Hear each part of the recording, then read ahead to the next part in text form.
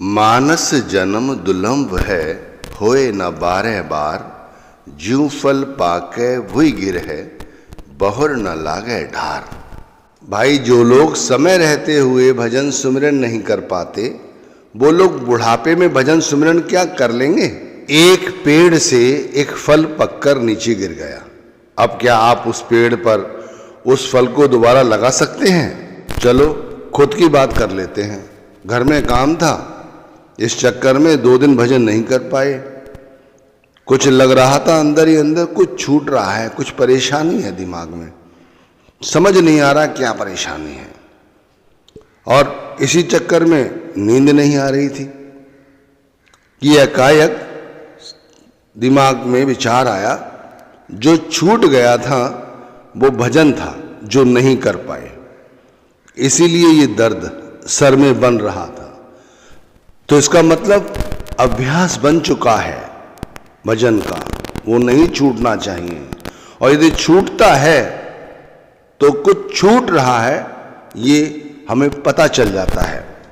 तो भाई, इससे पहले हम बुढ़ापे में प्रवेश करें, हम क्यों ना अपना ऐसा ही अभ्यास बना लें। अंदर परमात्मा का ध्यान बना रहे, गुरु ने जो नाम दान दिया है उस नाम का अजप्पा जाप चलता रहे, अंदर भक्ति भाव बने रहे, गुरु से प्रीति हो, गुरु के शब्द से प्रीति हो, गुरु की संगत से प्रीति हो, समस्त जीवात्माओं में शब्द का ध्यान हो।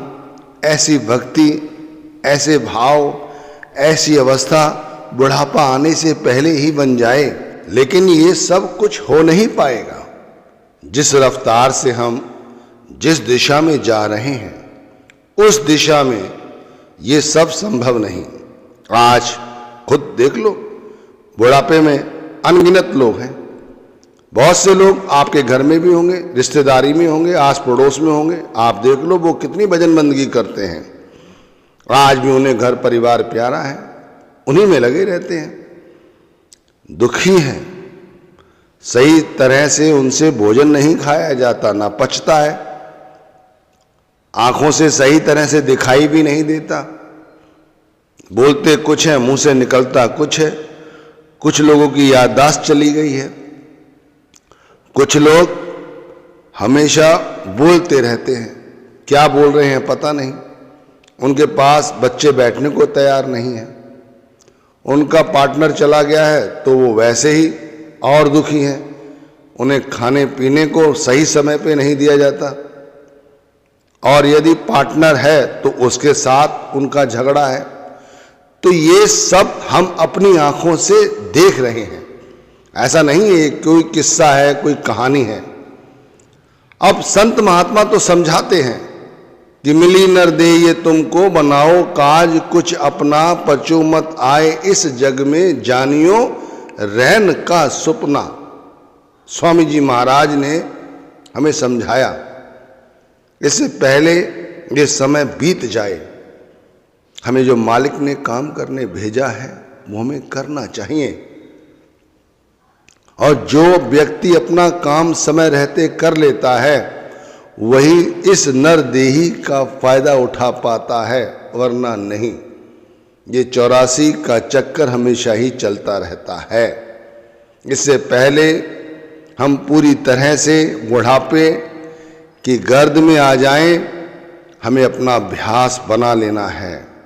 और जो लोग बुढ़ापे में हैं और अभी भी उनसे माया नहीं छूट रही है, तो मैं कहता हूं चेतो, आंखें खोलो। अभी तुम्हें नहीं दिखाई दे रहा है, सच्चाई तुम्हें समझ नहीं आ रही है, तो कब समझोगे? तो भाई, करना क्या है? तो कुछ बातें हैं जो आपको समझा रहा हूं, जो जरूरी है अपने जीवन में ढालना, जिससे हम सभी इस नर्तन का फायदा उठा सकें। शुरुआत यहां से करो, इस शरीर से ही करो। भाई, हमारा जो शरीर है वो कहते हैं ये हरि का मंदिर है। इस हरि के मंदिर में बैठकर ही हरि की भजन बंदगी शुरू करो। काया नगर नगर है नीको, बिच सौदा हरिरस कीजय। गुरु रामदास महाराज जी ने कहा है, हम जो भी व्यापार करते हैं, जो भी काम करते हैं, थोड़ा विचार तो करो, वो हमें मालिक की भक्ति की ओर लिए जा रहा है या संसार की ओर खींच रहा है।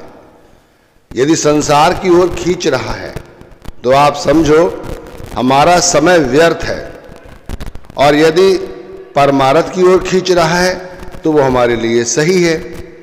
अब हम विवेक रखते हैं, हम कहते हैं यदि ऐसा करेंगे तो घर परिवार कैसे पालेंगे। अरे घर परिवार क्या हम पाल रहे हैं?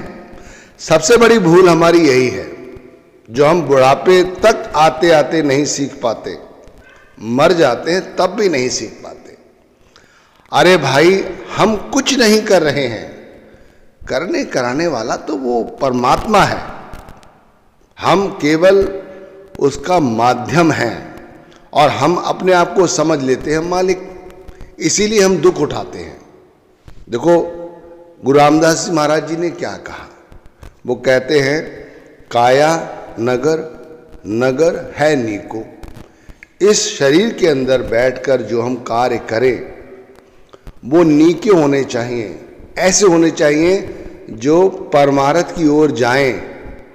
हम वही कार्य करते हैं जो परमार्थ से दूसरी ओर ले जाते हैं, और हम इस चीज के इतने अभ्यासी बन गए हैं कि भाई बुढ़ापा भी आ जाता है, उसके बाद भी हम ये ही सब कुछ करते रहते हैं और इसी में परेशान रहते हैं।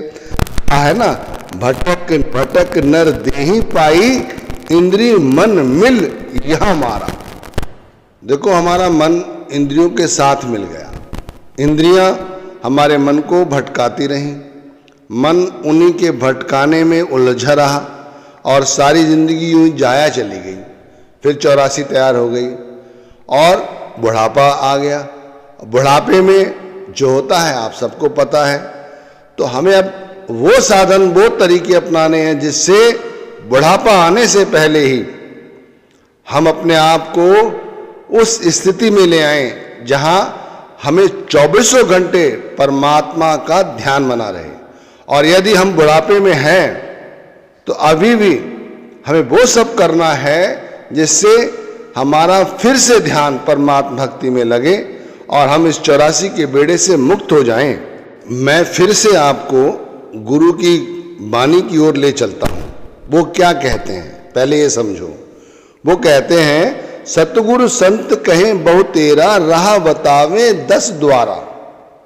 10वें द्वार की ओर जो राह बताई गई है हमें उस ओर चलना है। हमारे अंदर 10वां द्वार किधर है?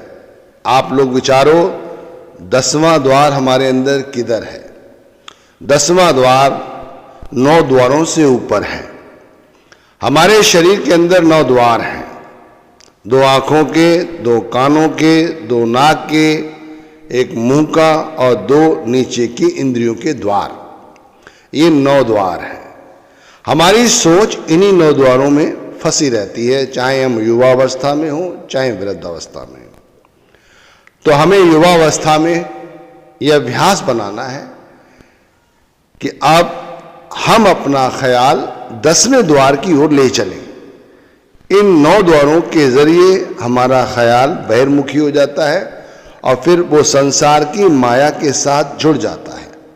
तो यह अभ्यास हमें सुबह ब्रह्म मुहूर्त में या रात्रि के तीसरे पहर या जब भी आप कर सकते हैं आप करें।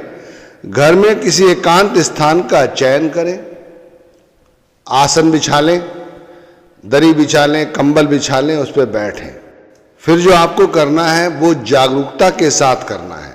आंख बंद कर ली है, सर की चोटी से और पैर की तर्जनी उंगली तक बंद आंखों से अपने आप को निहारो। 1 बार, 2 बार, 3 बार देखो। अगर आपका ध्यान यहाँ नहीं रुक रहा है, नहीं देख पा रहे हो, तो फिर अपनी श्वासों पर ध्यान को केंद्रित करो। आती हुई श्वास, जाती हुई श्वास, थोड़ी देर इनको निहारो। जब ये सामान्य होए फिर अपने गुरु का ध्यान करो, क्योंकि गुरु का स्वरूप पवित्र स्वरूप है, ईश्वर हमने देखा नहीं इसीलिए। या जो आपके इष्ट हैं, जो गुरु भक्ति ना करके अन्य भक्ति करते हैं, जो उनका इष्ट हो, जिसकी वो उपासना या पूजा भक्ति करते हैं, उसका ध्यान करें। मतलब कहने का ये है कि अपने ख्याल को 10वें द्वार पर लेके आना है। ख्याल 9 द्वारों के जरिए नीचे ना गिरे, बस ये करना है। जब यहाँ ख्याल रुक जाए तो धीरे धीरे बड़े प्रेम भाव भक्ति सहित अजप्पा जाप जप करते हुए उस नाम को बार बार दोहराएं।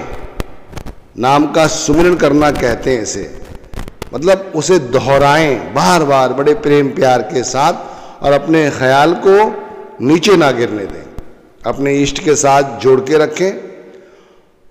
यह अभ्यास बनाने में शुरू में दिक्कत आती है, लेकिन हमारे सामने एक साकार स्वरूप है, चाहे वो गुरु का हो या इष्ट का, इसलिए इसमें सफलता बहुत जल्दी मिल जाती है। घबराने की जरूरत नहीं है, बहुत जल्दी मिल जाती है। तो ये अभ्यास यदि आपने समय रहते बनाया तो एक अवस्था ऐसी होगी कि जब ये हमने सुबह बैठकर किया तो फिर ये दिन में भी हम कर सकते हैं।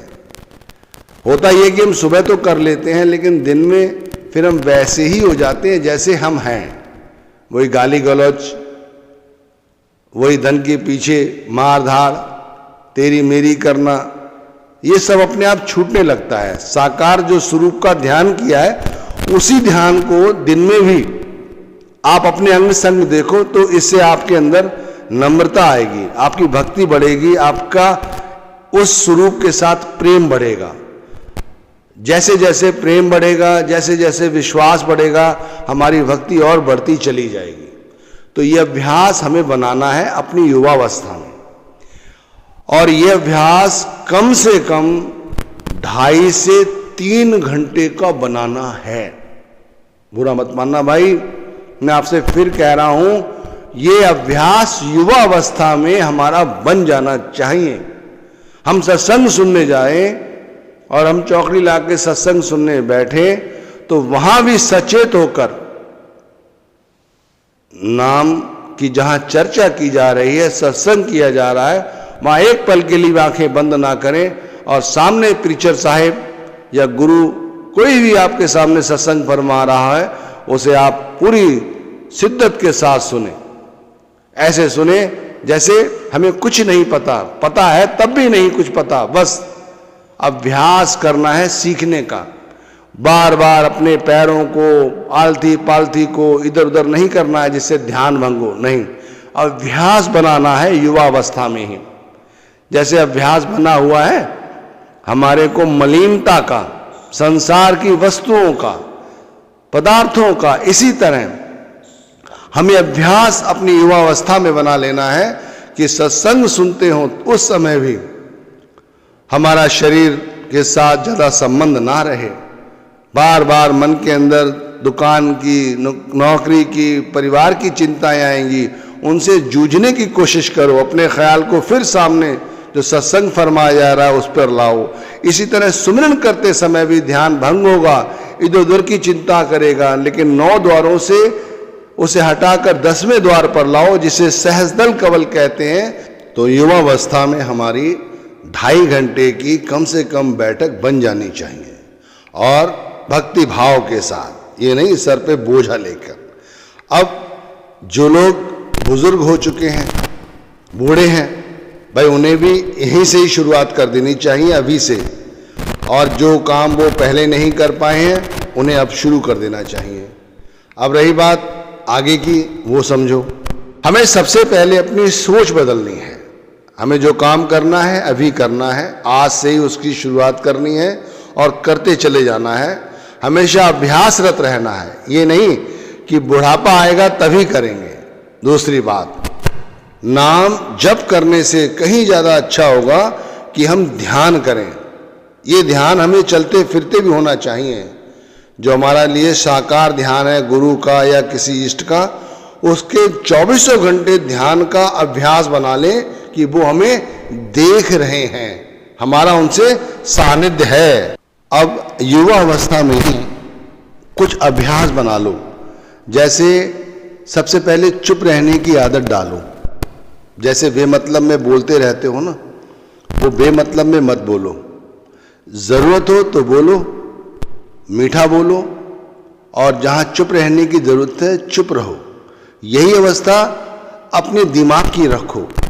दिमाग को भी चुप रहने की आदत डालो, क्योंकि दिमाग भी अपने आप बोलता रहता है, कुछ ना कुछ सोचता रहता है, चाहे उससे उसका कुछ लेना देना हो चाहे ना हो। तो भाई जुबान को भी और मन को भी, दोनों को चुप रहने की आदत डालो। अब जागरूकतापूर्ण जीवन जीने की कोशिश करो। जैसे कम खाना खाना है और कम ही सोना है, ज़्यादा आलस्य नहीं दिखाना है। मतलब क्या करते हैं, हमें भूख हो चाहे ना हो, हम खाना खाने बैठे तो खाते रहते हैं, और खाने की भूख नहीं है तब भी खाते हैं। इसी तरह भाई जब हम कम भोजन करेंगे तो हमारा शरीर क्या है, चुस्त और तंदुरुस्त रहता है, उसमें आलस्य नहीं रहता। और हम ज़्यादा सोने से बचते हैं, आलस्य से बचते हैं। तो थोड़ा सा कम में कम बोलना भी आता है, कम खाना भी आता है, और कम सोना ये भी आता है। अब बात कर लेते हैं अहंकार की, क्रोध की और वासना की। भाई ये सब कुछ हमें भरपूर है, तो हमें इनसे दूरी बना के रखनी है। अहंकार नहीं करना है किसी तरह का भी। युवावस्था में ही अगर हमने अपनी ये कोशिश कर ली कि हम अहंकार ना करें, चाहे वो परिवार का हो, चाहे कारोबार का, चाहे शरीर का, किसी भी चीज़ का अहंकार नहीं, मालिक के आगे निमाने बन के रहें। क्रोध ना करें, चाहे कितना भी अहित हो जाए क्रोध ना करें। बात की गंभीरता को समझें कि है बात क्या, वहाँ तक जाएं, पर क्रोध ना करें। किसी ने कुछ कहा और तुम भड़क गए, ये ना करो। नामधारी हो, थोड़ा विवेक से काम लो। जो कुछ कहा जा रहा है उसे पहले सुन लो अच्छी तरह से, फिर अपनी प्रतिक्रिया व्यक्त करो। और वासना, ये तो बहुत ही गलत है। यदि संतान पैदा हो गई है तो फिर वासनाओं में लिप्त क्यों हो? वासना, नशा, ये सब एक ही चीज है, तो इनसे बचो। कहा गया है ना, कंचन तजना सहज है, सहज त्रिया का नेह, मान बड़ाई ईर्षा, दुर्लभ तजनी एह। ये बहुत मुश्किल हो जाता है। हमने जैसी नींव रखी है, अगर हमने क्रोध, अहंकार, लोभ, मोह, आसक्ति, इनकी ही नींव रखी है तो यही रहेगा। युवावस्था में यही करोगे, बुढ़ापे में भी यही करोगे, भजन बंदगी नहीं होगी। इसीलिए कहता हूँ ये छोड़ो। कहते हैं देखो, मान बड़ाई नहीं छूटती, अहंकार नहीं छूटता, देह छूट जाती है। तो हमें युवावस्था में ही ये अभ्यास बना लेना है। भाई फिर आता है विश्वास, भक्ति, प्रेम। भाई ये करो, भक्ति सहित नाम जप करो, विश्वास सहित नाम जप करो। ईश्वर ही सब कुछ है, ये विश्वास रखो। सभी में ईश्वर समाया हुआ है। इस तरह समदर्शी होकर सभी से प्रेम करो। तो इस तरह से हमने युवावस्था में ये बातें अपने अंदर डाल लेनी है, समझनी है, इन पर अमल करना है। जाके मन विश्वास है, सदा गुरु है संग, कोट काल झक झोलहीं, तऊ न है चित्त भंग। जिसको विश्वास है कि गुरु उसके अंग संग है, ईश्वर उसके हमेशा अंग संग है, भाई उसका काल भी कुछ नहीं बिगाड़ सकता। उसका मन हमेशा नाम के चिंतन में ही लगा रहता है। उसकी आत्मा प्रबलता से मन को अपने वश में कर लेती है। तो ये विश्वास होना चाहिए कि सब कुछ है, वो ईश्वर है, वो शब्द है, तब जाकर काम बनता है। इन सभी में मर्यादा बहुत आवश्यक है। मर्यादा पूर्ण जीवन जीना। जिसने युवावस्था में ही मर्यादा में रहना सीख लिया, कम बोलना, कम खाना, कम क्रोध करना, कम आसक्तियों के पीछे पीछे ले बढ़ना, यानी मर्यादा। मर्यादा पुरुषोत्तम श्री राम क्यों कहा जाता है? उन्होंने कभी मर्यादा का उल्लंघन नहीं किया। अगर कुछ सीखना चाहते हो तो आप उनके चरित्र से सीख सकते हैं। हमें मर्यादा में रहना है। घर में रहते हैं, बहुएं हैं, आप उनसे दूरी बना के रहें। आप व्यापार करते हैं, दुकान पर हैं, आप अधिक प्रॉफिट के चक्कर में ना रहें, लोगों का प्रेम और विश्वास जीतने की कोशिश करें, मर्यादा में रहें, मीठा बोलें, बच्चों से भी बड़ों से भी, सभी का आदर सत्कार करें। ये मर्यादा हमारे लिए इसलिए भी ज़रूरी है क्योंकि भाई हम सत्संग सुनने जाते हैं, हम देखते हैं वहाँ लोग कितने मर्यादापूर्ण जीवन जीते हैं, आपकी कैसे आओ भगत करते हैं, देखो किस तरह मर्यादा, आप उनसे सीखते क्यों नहीं? हमें यही जीवन में अपने उतारना है। ये नहीं कि युवा अवस्था में भी गाली गलौज करते रहे, वही आदत बन गई और बुढ़ापे में भी आप यही गाली गलौज कर रहे हैं। कौन आपके पास बैठेगा, कौन आपके पास उठेगा, कैसे आपका चित्त नाम के संग जुड़ेगा? मर्यादा आवश्यक है भाई। हम लोग सोचते हैं सुबह सुबह नाम जप लिया बस हो गया काम, ऐसा नहीं है। अपने आप पर दिन में भी निगाह रखनी है। दिन में विचार करो कि हम क्या सोचते हैं, अपने आप पर थोड़ा विचार किया करो, अपने मन को टटोला करो कि ये किस ओर दौड़ रहा है, किन बातों के विषय में सोच रहा है, क्यों अधिक सोच रहा है, क्यों बेमतलब में अपना सर धुन रहा है, क्यों दूसरों से अपनी तुलना कर रहा है। भाई मन पर ध्यान दो, क्या ये गुरु के विषय में सोचता है, क्या ये शब्द के विषय में सोचता है, क्या ये जो कर रहा है ये सही कर रहा है? ये दुखी इसीलिए है क्योंकि ये सब कुछ दूसरों के विषय में सोचता है। कभी दूसरों से खुद को कंपेयर करने लग जाते हैं, वो नहीं सोचता जो सोचना चाहिए। हम अपने आप पर दिन में जब भी समय मिले निगाह दौड़ाएं कि हम क्या कर रहे हैं और हम क्या सोच रहे हैं। आप पाओगे आप कर कुछ रहे हो, सोच कुछ रहे हो, चिंता में हो। यही हमारा चिंता का कारण है। हमें ये नहीं करना है।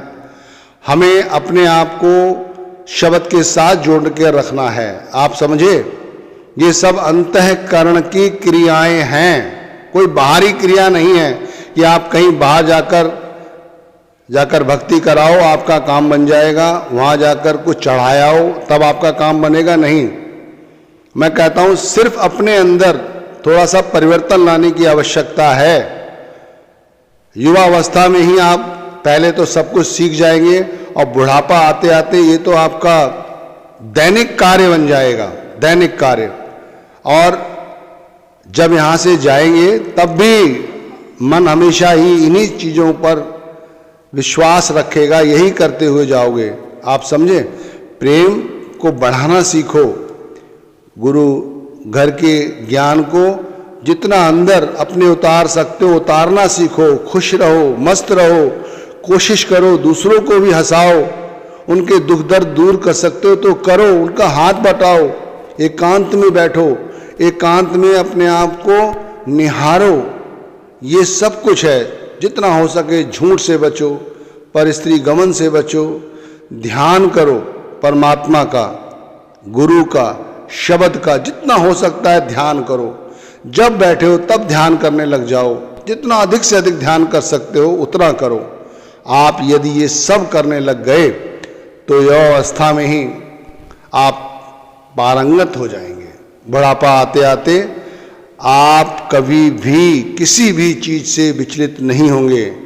हमारा पार्टनर सबसे पहले छोड़ के चला जाता है, बच्चे हमारे साथ गलत व्यवहार करने लग जाते हैं, हम अपने आप पर निगाह नहीं दौड़ाते, हम उन्हें दोष देते हैं।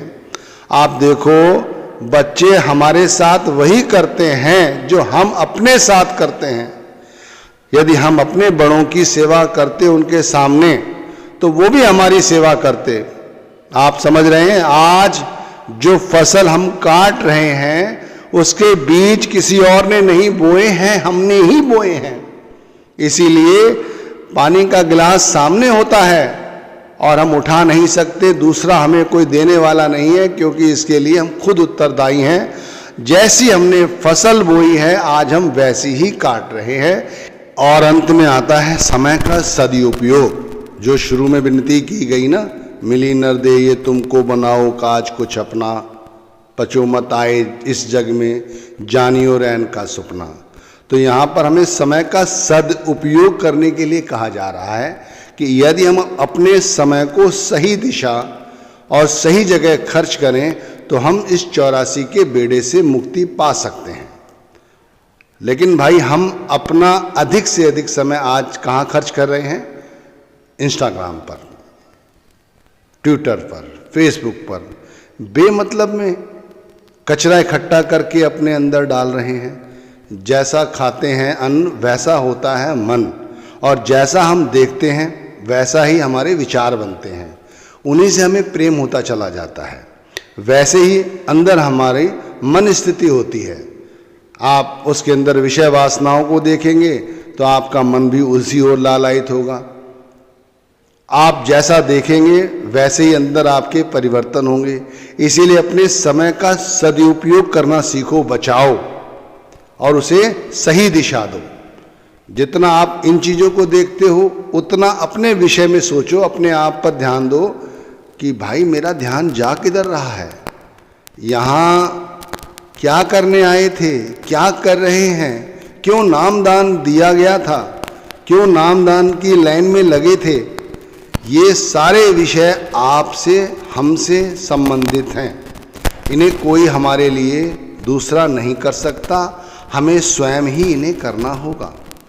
बुढ़ापा यदि सही तरह से हमारा बीते, इसका मतलब ये नहीं लोग धन इकट्ठा करने लग जाते हैं। अरे धन की आपको कोई कमी नहीं होगी, जिसके पास नाम धन है उसके पास सारे धन हैं।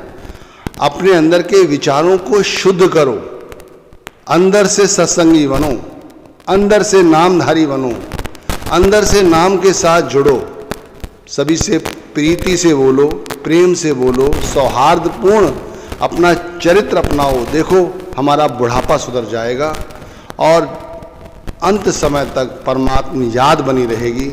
शरीर को चाहे अनगिनत रोग लग जाएं फिर भी हम विचलित नहीं होंगे, हमारा ध्यान भंग नहीं होगा और हम यहाँ से हंसते हुए जाएंगे।